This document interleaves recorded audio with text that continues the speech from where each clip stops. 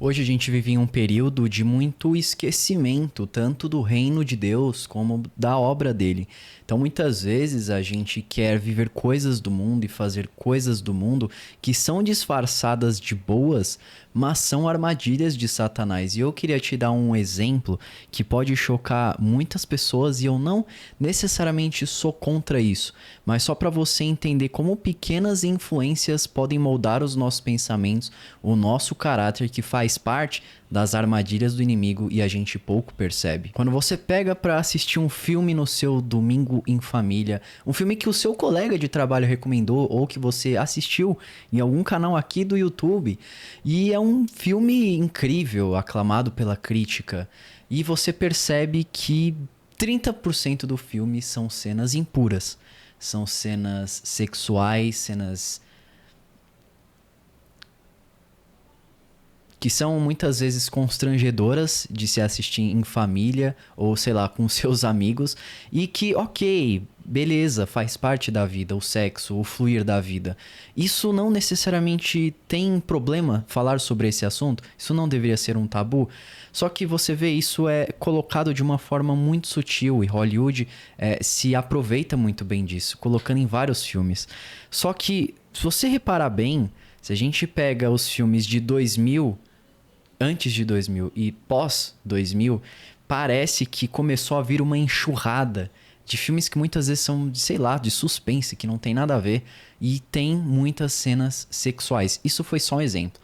E eu poderia citar músicas, eu poderia citar propagandas de marketing e várias outras coisas que corrompem a nossa cultura e que fazem parte do domínio de Satanás. E que podem, inclusive, prejudicar a nossa fé, prejudicar a nossa busca por Deus e atrapalhar as nossas ações, porque é o que Jesus disse, uma escritura que está lá em Lucas, capítulo 11, versículo 34, que os olhos são a candeia do corpo, e quanto mais a gente consome com os nossos olhos, seja conteúdos de audiovisual, etc., a gente meio que vai pegando e moldando os nossos pensamentos e atitudes, então a gente acaba sendo influenciado pelo governo de Satanás. Só que não é isso que nós, como cristãos, como eu, como você, que a gente deve fazer, porque ao mesmo tempo que existe esse domínio de Satanás, existe também o domínio do nosso soberano Jesus Cristo, nosso Deus e Salvador. E eu queria ler uma outra escritura com você, que fica em Marcos, e eu queria ler com você o versículo 14 e o versículo 15, que diz: depois que João foi preso, João Batista, que preparou o caminho para o Senhor, Jesus foi para a Galileia, proclamando as boas novas de Deus. Jesus foi pregar as boas novas, do perdão dos pecados, das curas, dos dons. E aí a gente vê, ele disse que o tempo é chegado, dizia Jesus. O reino de Deus está próximo, arrependam-se e creiam nas boas novas. Olha só que incrível, com a chegada de Jesus Cristo, o reino de Deus, o domínio dele chegou na terra. Então era uma coisa que muitos estavam esperando e chegou de fato com Jesus Cristo. E é até uma analogia interessante para você entender, porque muitas pessoas se questionam: ok, o reino de Deus chegou aqui, só que a gente ainda vê mortes, vê guerras e tantas coisas, e ainda tem o domínio de Satanás, mas Deus não é soberano? Por que que isso acontece? E eu queria trazer uma analogia que é até histórica, não sei se você gosta muito da Segunda Guerra Mundial, se você entende muito bem, mas vamos lá, tinha o eixo e tinha os aliados e tinha os países do eixo que era o grupo nazista, a Itália, o Japão, etc. E tinha o grupo dos aliados, Estados Unidos, Inglaterra, França, etc. Né? Então os nazistas estavam dominando o mundo, eles estavam tendo muitas conquistas, só que teve o dia D. E o dia D foi um dia extremamente decisivo, porque praticamente foi o dia onde eles conseguiram desarmar e desestabilizar os nazistas. Então, a partir daquele momento, eles conseguiram quebrar aquele avanço e conseguiram fazer com que eles retrocedessem, e no fim das contas foi o dia decisivo para eles perderem a guerra. Então, a guerra estava rolando e existiam esses dois lados. Existia o lado dos aliados e o lado do eixo. E eu vou trazer uma analogia aqui, tá? Como se esse lado fosse o lado de Satanás e esse fosse o lado de Deus, só para fazer sentido mais ainda essa analogia. E eles estavam em guerra. A partir do momento do dia D, que é como a gente pode trazer aqui, o dia da chegada de Jesus Cristo, o inimigo começou a se enfraquecer e a data limite para ele já estava determinada. Ou seja, a partir daquele momento ali, já era. Ele ainda poderia tentar resistir e a luta continuou, a guerra continuou. Não foi dia D e simplesmente acabou. Conflitos, mortes e guerras continuaram, assim como a gente vê nos dias de hoje. Só que o tempo para a guerra terminar já estava pré-estabelecido. E é da mesma forma, vai chegar o dia onde Deus vai finalizar essa nossa guerra espiritual e vai acabar. E onde ele vai finalmente voltar para cá e na sua segunda vinda, onde finalmente esse reino vai ser completamente e vai estar no seu pleno domínio, onde tudo finalmente vai ser estabelecido como deveria desde o princípio. E eu gostaria de ressaltar a segunda parte da escritura, porque eu fiz essa analogia, eu te expliquei isso, só que vamos entender agora essa parte espiritual, que é a mais importante, trazer para a nossa realidade, porque não adianta eu entender que eu vivo eu vivo o reino de Deus hoje, mas ao mesmo tempo tem um inimigo que pode atrapalhar e prejudicar a nossa vida, e como que eu faço para me permanecer fiel?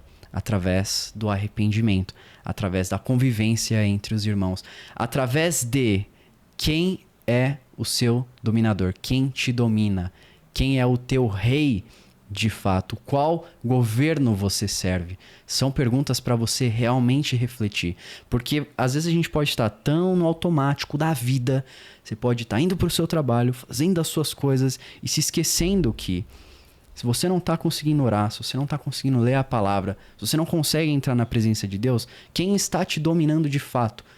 Muito provavelmente você não está conseguindo estar no reino de Deus. Você não está conseguindo fazer parte da vontade dele. O reino de Deus é isso.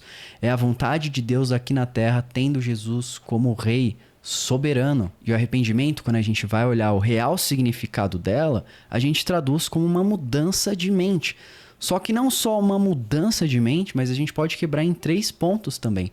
Uma mudança de visão, realmente de intelecto, de pensamento. Uma mudança de atitude, de ok, pegando o pensamento. Eu penso que aquela pessoa me irritou e eu estou com raiva dela.